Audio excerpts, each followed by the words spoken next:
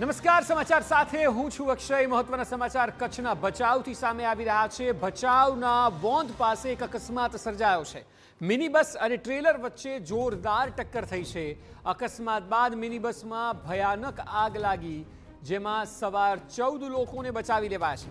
બચાવ ફાયર ટીમે ઘટના સ્થળે પહોંચીને આગ પર કાબુ મેળવ્યો છે, પરંતુ જે દ્રશ્યો સામે આવ્યા છે તે પરથી જ સ્થિતિનો અંદાજ મેળવી શકાય કે આગ કેટલી ભીષણ હશે.